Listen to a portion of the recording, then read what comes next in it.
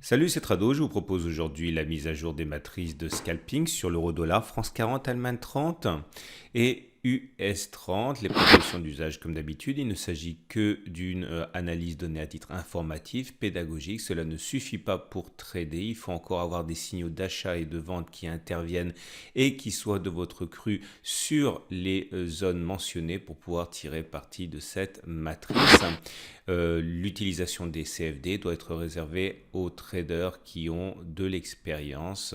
Il faut vous rapprocher d'un professionnel pour savoir si c'est adapté à votre profil d'investisseur. On commence par ce que je proposais la semaine dernière pour l'euro-dollar. On donnait 4 heures, une bougie égale 4 heures de cotation. Et j'expliquais, on était dans l'ellipse verte, que sur les 1,1322, 1,1296, les traders chercheraient avant tout des signaux haussiers. Par contre, en dessous de cette zone, ils chercheraient des signaux baissiers. Voilà ce qui s'est passé. Il y a effectivement une belle impulsion haussière suite à ces deux longues mèches ici qui ont montré l'intérêt des acheteurs. Puis une fois qu'on a eu cassé la zone, il y a eu une accélération baissière. Pour la semaine prochaine, je modifie un petit peu la matrice de trading.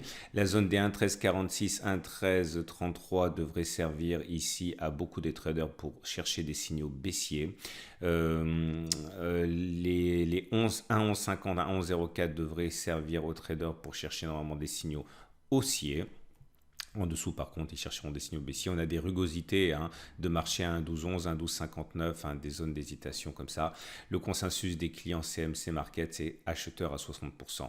On passe aux France 40 et voilà la matrice que je proposais la semaine dernière. Je disais que les 5451, 5437 devraient être le théâtre de recherche de signaux baissiers de la part de beaucoup de traders. Par contre, les 5170, 5151 devraient être le théâtre de recherche de signaux haussiers.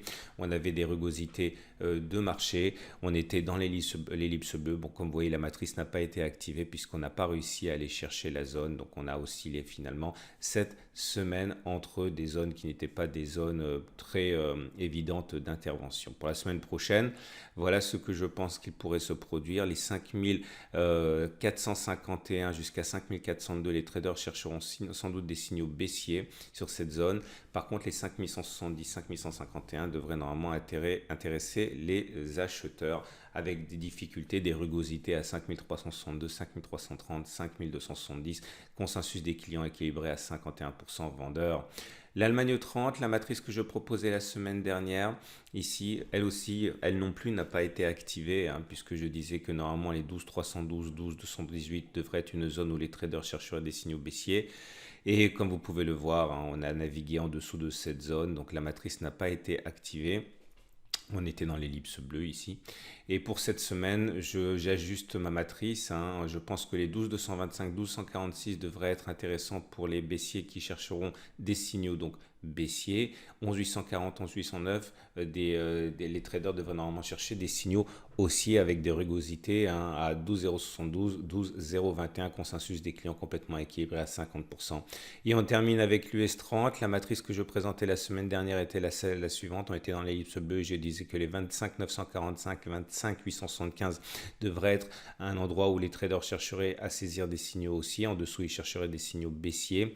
Et effectivement, on est venu chercher cette zone. On a eu un ramier haussier ici et sans doute que beaucoup des traders ont pris ce trade. Pour la semaine prochaine, je précise, 26 229, 26 266, les traders chercheront des signaux baissiers. Au-dessus, ils chercheront des signaux haussiers. Puis 25 949, 25 875, ils chercheront sans doute des signaux haussiers. En dessous, ils chercheront des signaux baissiers. Et jusqu'à 24 719, 24 603, où ils chercheront sans doute des signaux haussiers. Consensus des clients très vendeurs à 66%. Voilà, je vous souhaite une excellente semaine. Je vous dis à la semaine prochaine pour la mise à jour et le bilan des matrices de trading.